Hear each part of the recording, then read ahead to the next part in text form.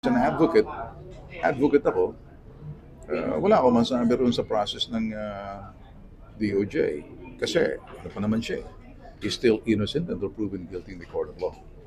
So, may labanan pa sa hukuman. And it's part of the process na non-bailable yung kaso niya. And that's the reason why nakakulong siya. But the other cases, naka-bail siya. Itong malversation is something na pag alam ko non-bailable. That is exactly what the problem is. Being a friend of Bong, magagaling naman ng mga abogado niya. Kayo po ba, sir, personally wala kayo nakikita na politika siya? Kasi yun po ang... It's hard kasi pag sinabi mong na politika, maybe I'm not in the position to say that. If I say that, then parang hindi ako nag-iisip kung ano sasabihin ko. Because politics is politics, but who am I to say? Siguro the best person who will say that, mga abogado niya. Or maybe the family.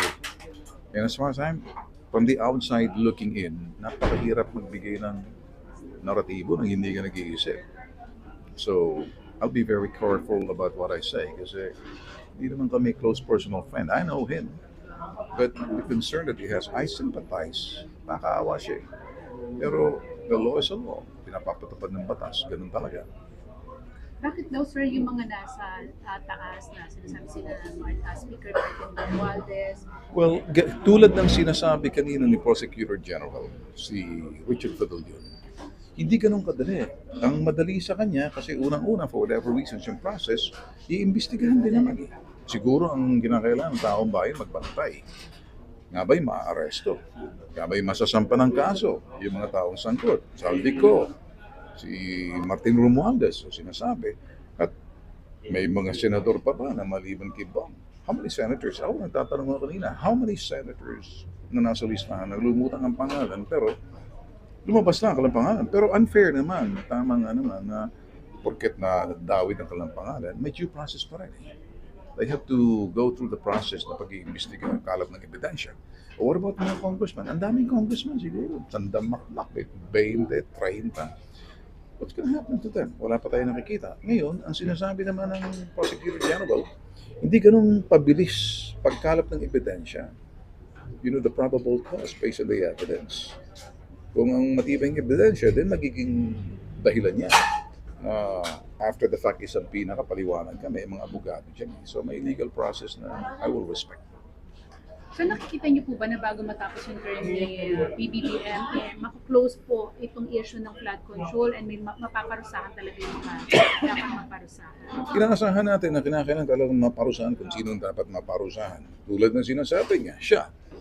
Walang kadugo, walang kamag-anak. The same thing, ganun din ang aking sasabihin. Wala akong kadugo, walang kamag-anak. Mapaparusahan kahit sino. Kahit kapatid ko, kahit kahanak ko.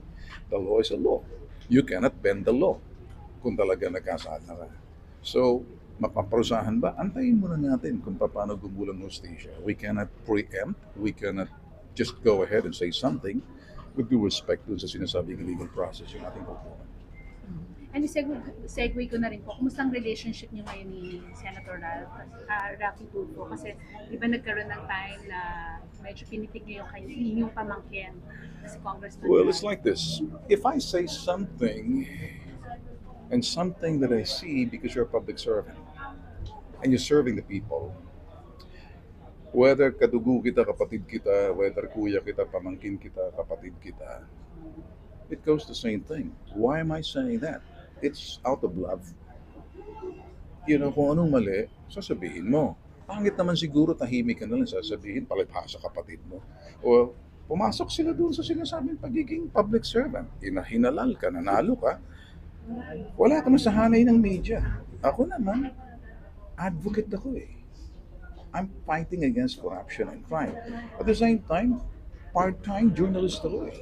But full-time executive ako ng network. So, alin doon ang tanong mo sa akin? Pagiging media, well, yung pagiging part-time media, that's what I do, doon sa sinasabing issues and analysis, or investigative, or are you talking to me about pagbiging anti-crime, crime buster, against corruption, against crime? Alin doon? Kasi nagsiswitch-switch tayo eh.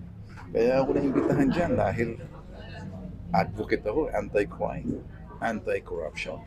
But not as a media person.